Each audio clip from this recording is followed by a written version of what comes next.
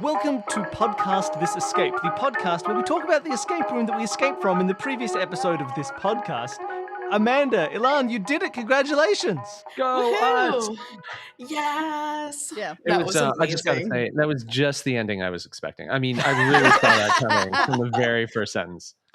Right. When you've played as many rooms as we have, Yeah, you've seen it all. Yeah, that's right. I just wanted to point out, Danny, this is the second time this season you have finished a room in which you use water to learn the guilty. It is?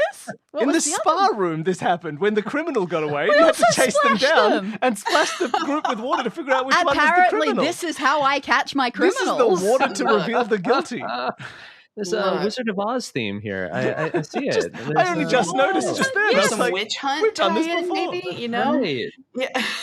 Oh Didn't my notice gosh. at all. You can do things 3 weeks apart, and never It know. feels like a lifetime. that's still shiny and new. You two did fantastically. I think you went through that room really nice. It was great to listen to you play together. You clearly have done rooms together. You clearly have a way of solid working together. teamwork. That was great. It was really fun. I'm just gonna show you this. I walked in thinking, okay, there's a challenge to this for sure, but it's not gonna be that hard. And I'm gonna just hold these up to the camera. So here's note page number 1, and here's number 2, and here's number 3, and here's number 4, and here's number 5, and here's Oh my number gosh. 6, The papers and are here's flying. number 7, and here's number 8 pages of notes. Oh, That didn't was need that many. that was amazing. Well done. Well done. Wow. So cool. And truly things I have never seen before. So absolute. I find the funniest part is that if you're looking for things that you would find in a real physical escape room, a robot dog is far more likely than a real dog. That is true. I guess that's true. We totally did search fail on looking at our charges, who we were there to I know. We Oh, looked I at did the everything same. except the dogs. Yeah, In the amazing. playtest, I also completely didn't look at the dogs. But And as then soon as speculated about whether our guest I would just go thought, straight oh, to them or not. they'll definitely look straight at the dogs, is what I said. I said, oh, no, we don't need to worry about this. They'll just look at the dogs straight away. There's no way they won't. You know what it is? All right, here's how I think about this. We have done so many escape rooms together, and our natural tendency is to say okay, this room is filled with a bunch of objects, and we've seen all of these objects before in other rooms, so let's look at those things. We have never seen a dog in a room before. Right. So we That's why just it didn't ignored register. Yeah. Yeah. Right? Oh. Yeah.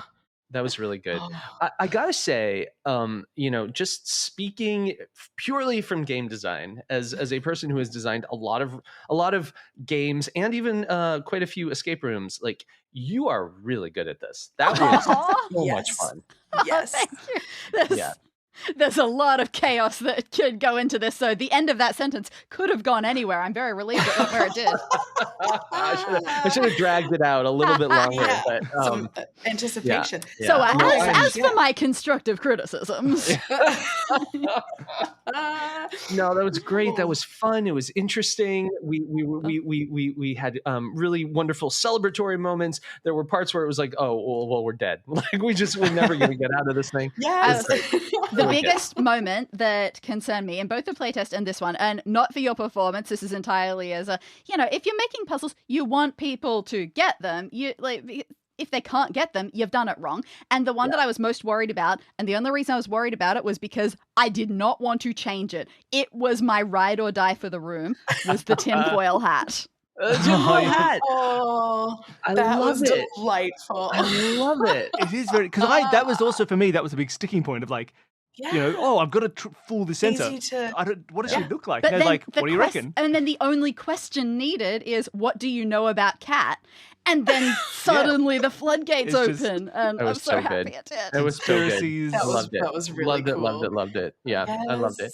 I gotta say, it was just fun. It was just fun to be in that world. And you're totally right. I don't think you need more than one playtest, because you get to be in the room with us. And Exactly. when We we can are, steer. being ridiculous and not noticing that there's 3 dogs in the yard, you can help us. And so there's really no bugs there. It's just all features all the way through. So well done.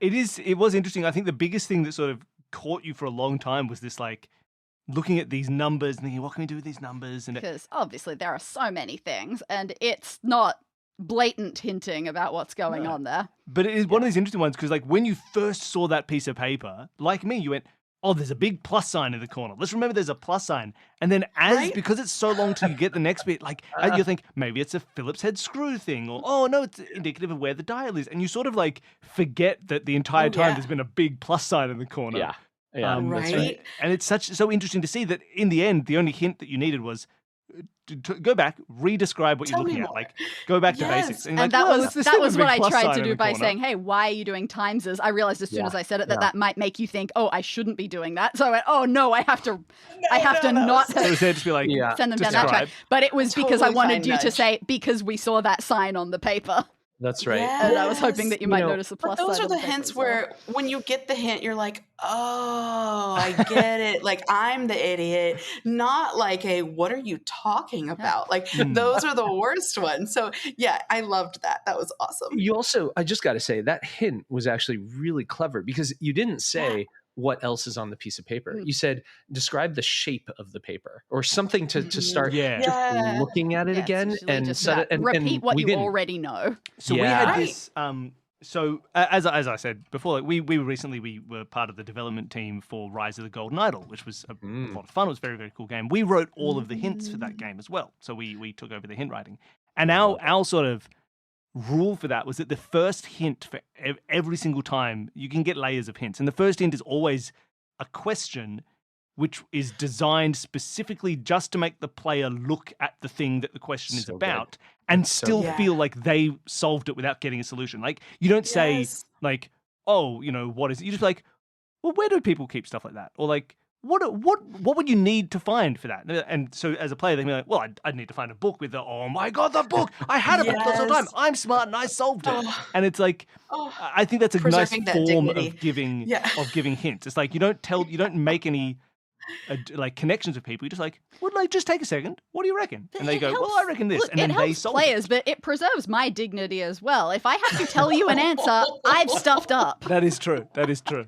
You know, you said something really smart that I actually get in debates with other game designers about this. A lot of game designers get into this mentality where they think it's me against the players. If they succeed, I have failed. And you opened with, well, as a designer, we want you to succeed. And that was so nice to hear as just like a given. Well, of course. And the reality is, it's not of course. So many people don't That's a share big thing that in opinion. escape rooms. There are a lot of Absolutely. 2% escape. Some with Elan. Yeah, I've seen Elan get so angry. It's so frustrating when they're not on the player's side. Like, if the players succeed, you, the game designer, should be celebrating. That's the most amazing moment. As like we've said this so many times, but it's incredibly easy to make a super difficult puzzle. You just make it bad. You just make a bad puzzle, and that's how you get to be difficult. Like That's right. it's so easy, right? Like difficulty, is not what you're searching for, because There's no difficulty is skill there easy. at all. You just I be bad at agree. your job, and it will become difficult. You want to give people something that they are proud of. And on that note, this is what I always ask when it comes to when we do one of these post shows. Amanda, Elan, what was a moment that you felt proud of yourself while playing this room? I'm gonna start because my favorite moment.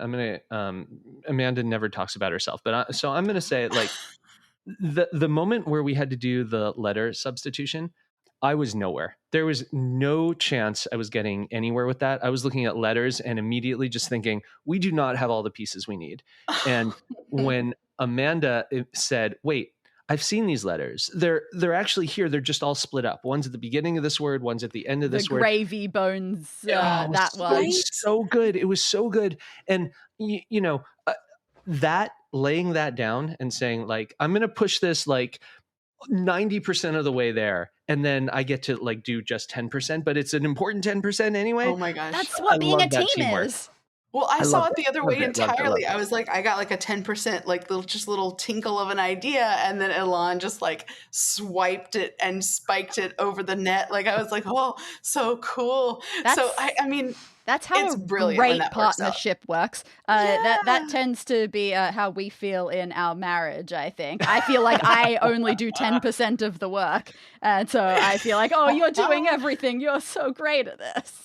But And I don't feel do that. like I'm Balance. doing everything. The secrets to relationships. No, right yeah. there. But yeah, it is That's true. I could see amazing. you in the moment, Amanda, being like, "Oh wow, Elan solved all of this." Well, I could also see Elan be like, "Oh, what are you talking about? You just solved Right? What are all you of talking this." Yeah. That's why I love playing with Elan and love solving with Elan. And I'm thinking about our earlier questions. Like the reason I haven't gotten into a lot of tabletop RPG games are like my early experiences with anything like that was the antagonistic, like, oh, I'm here to trick you or to make you feel stupid for your suggestion. It's not going to work that way. And over my time and like experiencing escape rooms and dipping my toes into immersive theater, I've encountered people who have changed my mind completely about how that should work and how it has to work.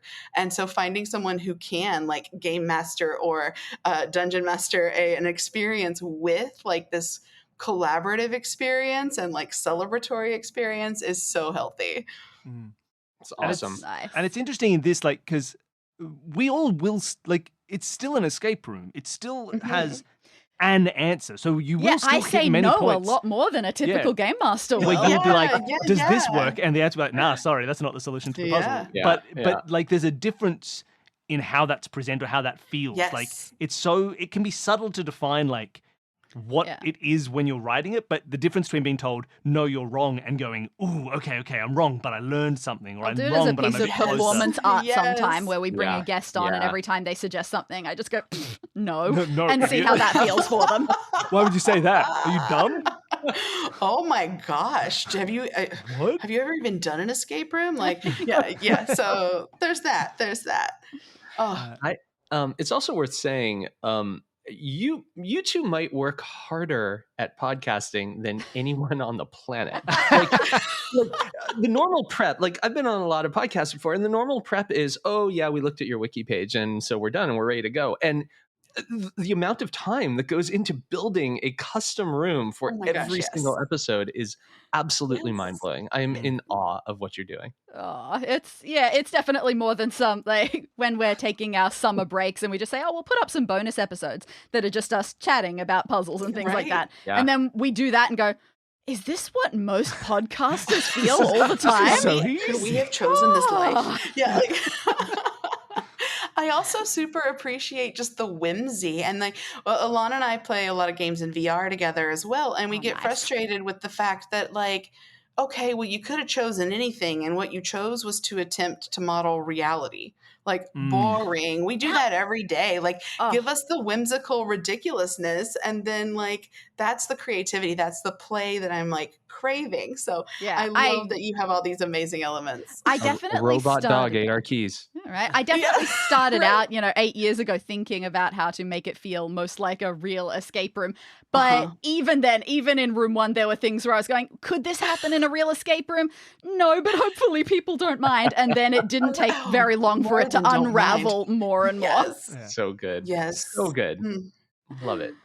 Love And, it. yeah, Oh, now this leaning into was it. so But much fun. that's it. There are still a couple of things that I try not to do too hard, which is I talk about this big in sci-fi rooms, but it can also go into a fantasy direction. I do plenty of sci-fi, I do plenty of fantasy, but I tend to be a bit reserved about them because I want logical paths to be intact. And sometimes when you're dealing with Sure. magic or super alien technology, you don't know what result is going to come out of your actions. We talk about this example. There was a room that we did in Sydney, and the room was fine, but there was one thing where the puzzle was there was some sort of a gyroscope inside a box, and we had to rotate the box around, and then a door opened at the other side of the room.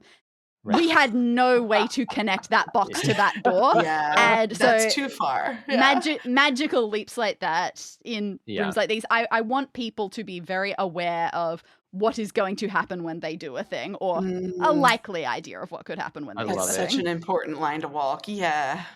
While still being ridiculous. Fun. So, Yes. Elan, you mentioned that you obviously you've done a lot of game design and board game creations, like that, but you've also done some escape room design. Yeah. How did that feel? Is that a similar like Does it feel the same process as for designing you? other Is it games? like is there Yeah. anything that you applied differently in both cases? Oh, it's so interesting. So I learned a lot in designing escape. The first escape room I ever designed was I went with some friends to Burning Man, and this was my first time ever going to Burning Man, and they asked me to help them build an escape room right there on the playa. So Okay. that was very exciting for me. I designed it at home with my friend Scott Gillies, and we built this whole thing and loaded it up into like these huge like 18-wheeler trucks and took it out there and built this room, this beautiful, glorious room. And we learned two things. One is nothing can survive out there, like just nothing. Every puzzle we built broke, every single one of them, and needed so much maintenance. And that was the first really important learning for me, is because I'm used to building very robust things like out of cardboard, and when they break, they're very disposable, and so you can get a new one. Here, it's a whole different kind of thinking. Like you have to design every element of these rooms to endure absolute hell, and Yeah.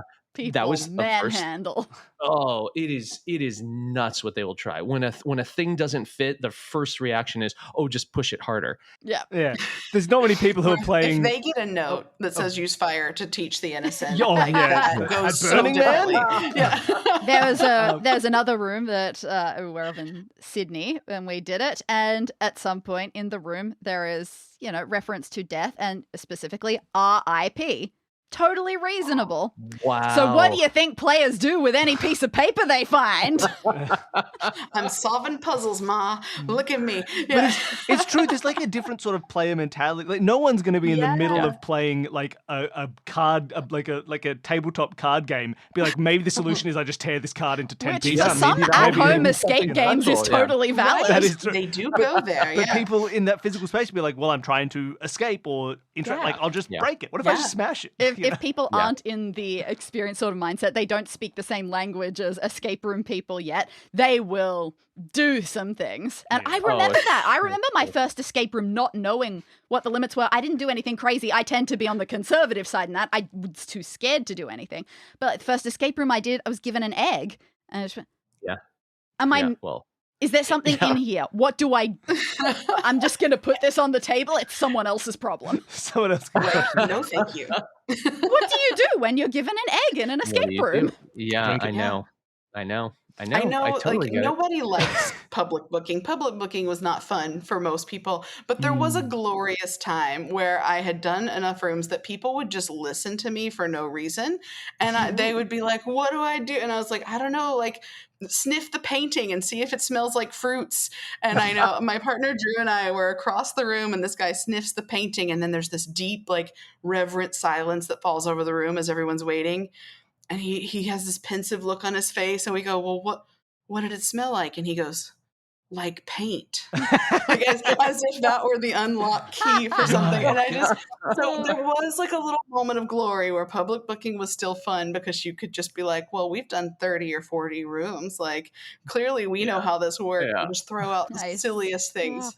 Elan, did I interrupt you before? Was that only one of the things that you had learned from it? I do have a second thing. Oh no, okay. So the second thing, I'm quite proud of. So we built the room, it kept falling apart. We built it, it kept falling apart over and over again. We could never quite get any traction. Nobody was really looking forward to having this experience. And then we changed one very important thing. And this one very important thing led us to a 2-hour line for the next 4 days, like nonstop, 24 hours a day, a 2-hour line. And all it was when you got out of the room, we took you into a tent where we had a DJ and drinks and a little miniature party. But that's not the important part. The important part was we had a live video feed of the escape room in the party room. So you could see what people were doing. Then I took a pool hose, literally just a tube, and put a funnel on each end. And on inside the room, I put a little sign on it that said, yell for help.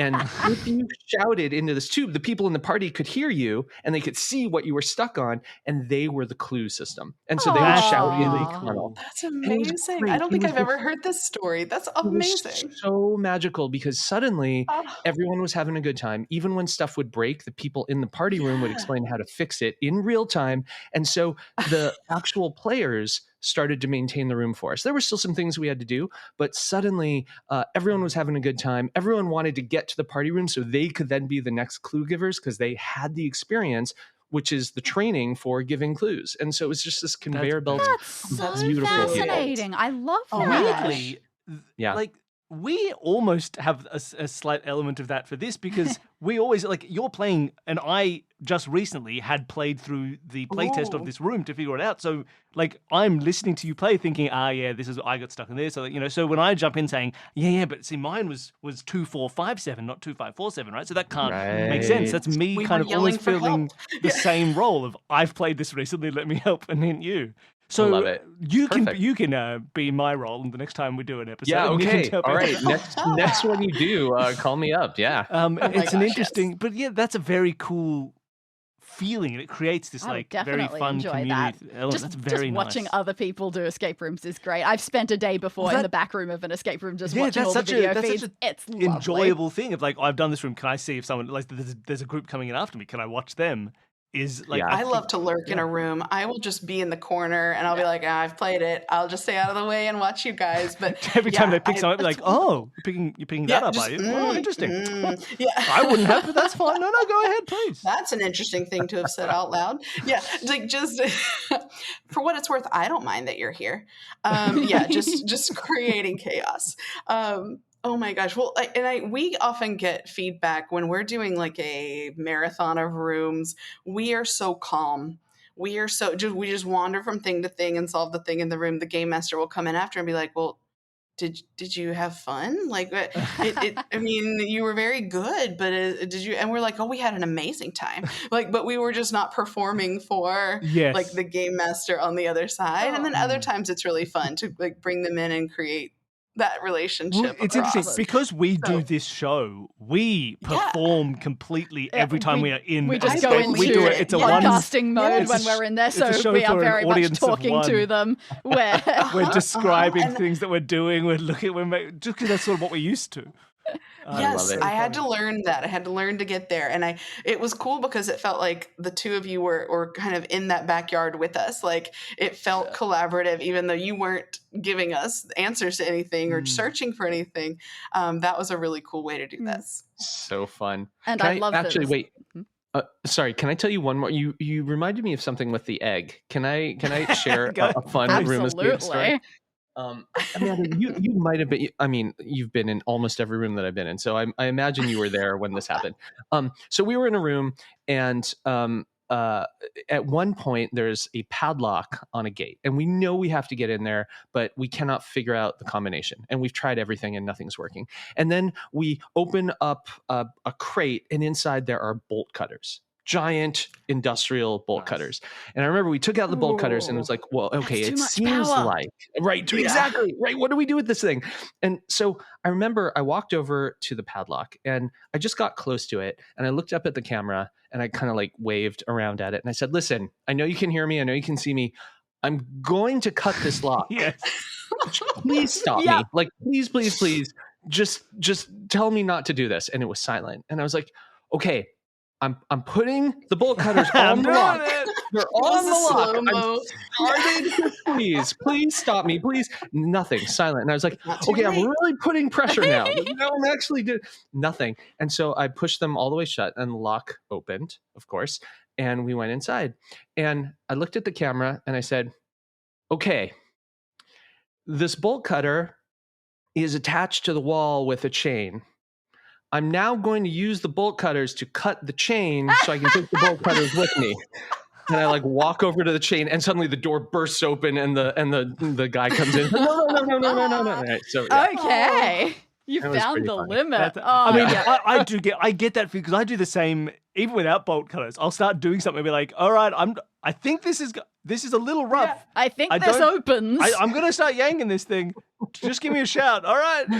Because Yeah. you're right, which is, I mean, look, it's a lot better than someone who just starts doing it. So Yeah, you know, yeah, it's, I it's know, definitely the right. right Find water in an attitude to escape have. room and you just chug it, like that's a problem. But if you're like, I'm gonna pour this water on a thing and you go slow, like then you Yeah. get that. It's so Yep. cool. Yeah. It is fun. I mean, and that's part of the joy of this format is if you do something like that, we can just be like you're not as worried. It's like you're not sitting there being like, am I going to destroy your props? Like they don't exist. Right? Yeah. If I just imagine it fixed, it's fixed. It's very easy. Yeah, that's so but also good. like Oh, when did- people try something that isn't meant to happen, right? Like if they try like I use the bolt cutter on the chain of the bolt cutter, we can in the moment to be like, oh yeah, it doesn't work. The chain's too tough for that one Yeah, apparently. It doesn't amazing. break. Sorry. Yeah. Yeah, just So I- robust. Solved it. metal detector. Well, yeah, I mean, good. Oops. Yeah, How battery much dead. if you just said, Ran "Oh, out. I'm going to run my metal detector over Zoop the dog"? Yes, I was going to ask Danny, do you have anything written for I use the metal detector on the robot dog? yeah. I absolutely do not. I just have the intended thing. I said, I you're so going to wish run the we had metal thought of it detector now. over stuff. It's not going to be good enough. This is too high tech a dog I for suppose that. it's also like maybe the dog runs away. There was already one dog you couldn't catch. But yeah, I noticed that as they were playing through. I was like, well, they don't know there's a robot dog, but I do. Oh, did you also notice my immediate backtrack on "It starts to rain"?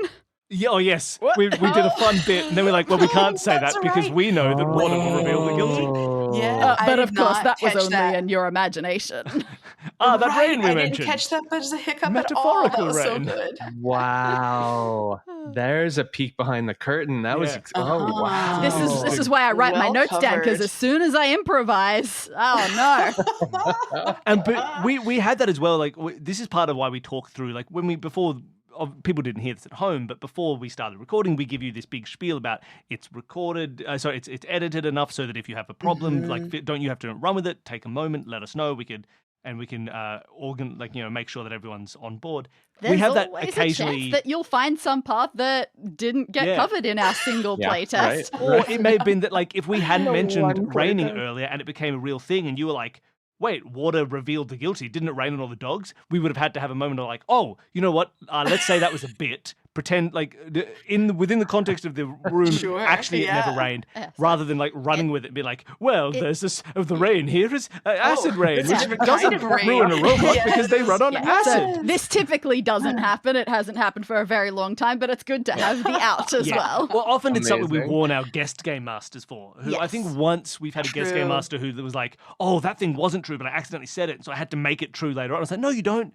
Just Ooh, stop us no. 20 minutes later and be like, Yeah. sorry, that thing that I said was green was actually blue. Let's go back in time, Yeah. pretend that it was blue the It's whole Right. time." Be like, much- "All right, Amazing. you know, Much fine." easier to do that and much more effective than trying to change puzzles on the fly is terrifying. Yeah, I would Oh, never I force imagine. anyone to do that. Yeah, improving Yeah. the puzzles. Right. You doesn't know, work so that well. that is such a luxury you have to say like, oh, let's just go back and tweak that. Just Yeah. the Yes. extreme opposite is I make card games. Mm. Every mistake I put in that game gets duplicated 2 million times, and I can Yep. never change it. Away. Ever. There are so many games out there where they seem basic enough. Anything where it comes to just a deck building game, it seems pretty easy to build it. But Yeah. within a day of being available to the public, someone's broken it. I know. It Yep. doesn't matter how Yep. much testing you do. They Yeah. are there's so many more of them than you have testers that you just have no chance. Yeah. it is. No It is chance. well.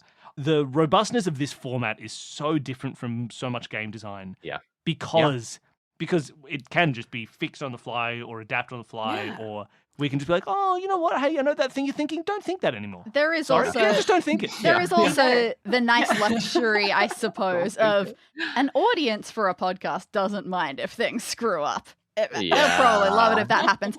It will make me feel bad for you, our players. I mean, that no. is that's bad. It means delicious. you We will should- probably never yeah. come back again. You'll probably raise your eyebrows and not tell me you think that I'm good at my job. But that's beyond my personal shame. That is the worst thing that could happen. Yeah, fair enough. Fair enough. But yeah, Oh, it's such no, an I don't interesting- begrudge anybody that. It's fun to watch people struggle and swirl around a thing that you as the listener are like, yeah, obviously. So yeah, we love that too. Amanda, I had a question for you. We have a thing, 'cause we have people come on and write rooms for us and design. And the thing that we've learned is there's really no correlation between like people who want to design escape rooms and the amount of experience they have in escape rooms. We have plenty of people who are like, I've designed 4 escape rooms, I've played 1. or 0. I've never played an escape room, but I've designed 6 here, and then other people who have played, well, thousands. And Right? It just does, and the design doesn't click with them, and they're not interested at all. I don't know. Have you ever done any sort of escape room designing sort of stuff, or have you ever felt the desire to? If you haven't, just in the back of my mind, just like a distant itch. And it's a thing where people have been like, oh my gosh, you're playing so many. When are you going to open your own? And I'm like, oh, absolutely not. Like, Yeah, I am played enough. friends with people who do so much work and have to do the customer service and the entrepreneurial part. And like, I have none of those bones in my body. I absolutely cannot. But like, liking to read doesn't make me think I should write. And like, eating at a lot of restaurants doesn't make me think I should be a chef. Like, there is absolutely a different skill set there. But what I do have is just sort of like a collection. I moved across the country in 2019, and I moved with a huge box of just like someday escape room wish list proppy things, where I found like a cool lock box or a cool set of cards that I was like, this would make a great puzzle. So there's like this secret desire in there somewhere. Maybe for an upcoming milestone birthday, I'll like rent out a hotel room and set up some puzzles or something. Nice. But it has never been something that I have had the urge to like write a puzzle, put it out there, go into designing or building or running an escape room. It doesn't hit me the same way. Yeah, Totally fair. I think that's incredibly fair. And I We've think definitely gotten the same thing in the past of some people saying, oh, when are you going to upgrade to a real escape room? And just said, that's a lot of work. Excuse me. Yeah, Absolutely not. I can't have my robot dogs in that. No. I would, yeah. And I suppose it's the same for other things. Like, Elan, you've made lots of games, but there's plenty of people who play thousands and thousands of board games, thousands of computer games, video, and who are not working in the design space. Yeah, except they all write to me and tell me what a great game idea they have. Yes. Or how to fix the one that you've got. Oh, I know. What about if you just change all these? So helpful. Yeah. What if instead of throwing the burrito, you just rolled it? I do a lot lately. I've been doing a lot of social media because I really want to teach people how to do game design, and so I'm trying to record all of it. And I've started this YouTube channel, and the most the biggest comment I get, usually private, is I found a tragic flaw in your game. Write me back and I'll tell you what it is. And like, I get this thing over and over and over again. Like, that's it's clickbait. Yeah, clickbait emails are very wild. Yeah. Thanks. Yeah, I'll be sure to write to you. Yep, got it. Thanks, love that. Well, for game design, you have to also make it replayable. And that's my favorite thing about how Elan's brain works is like you get something that you can keep doing and that continues to be fun. Whereas for an escape room, like you get one time. Absolutely. You get to go through it. If you get the happy path, everybody's great. If you don't like that, you don't like it as much as other people. But you never really want to go back and replay that whole thing. So game design over escape design to me has that whole other element of like, you want people to finish and then want to start again. I think that's a quote I'm stealing from you, Elan, of like, if you don't finish playing and want to do it again, that's a problem. Yeah. Well, the difference, it's a very different skill set. You're basically entertaining us and you're entertaining everyone who's listening. And that is hard to do, but it's very different from board game design or tabletop design, where I just have to build a tool set that makes the players entertain each other. And it's a really important distinction, because if you ever mix those things up, like if you ever try to create an experience where like we're going off and doing our own thing and you're not involved anymore, like something's broken there. And if I ever create an experience where the game is trying to entertain the players, like they might as well be playing solitaire. Like the other players might as well not be in the room. So they're very different skill sets and both very, very hard to get right. What I'm getting from this, the just general impression of this is you must not have control issues in the way that I do. You're able to let the thing go out there and work itself with the other people. Yeah, it wasn't always that way. That took a lot of training, but I think I finally arrived. I think that's a very elegant way to think about it in terms of design. I like it. Like, it's a game that is facilitating those people entertaining themselves. I think that's exactly it. Creates for a really good experience. That's really nice. Yeah, I had this fascinating discussion with someone who wanted to invest in our company, and he said, like, describe your company in one sentence. And I said, sure. We don't make entertaining games. We make tools to make the players entertaining. And he stopped at that first sentence. He's like, you don't make entertaining games. What am I doing in this room? Like, I don't know how to do it. And I was like, oh, there's more. Just like, it's profound, man. It's profound. No. There's a semicolon in my sentence. Calm down. That's right. Yeah. Maybe know your audience is also important there. You know what I feel is also extra clever about that, just as the minor thing. I do a lot of watching, like, No Rolls Barred play board games and things like that. And a game like that where it feels like it allows itself for people to watch other people play games a lot more as well. Yeah, So that's right. That's right. a good thing to have in the modern that space. Scratches an itch. Oh, fantastic. Oh, well, thank you so much for coming on and playing through this room. It was a pleasure. This was such a blast. Yeah, what a fun night this was. I loved it. Bucket list item unlocked. Like, it's so cool. Thank you so much.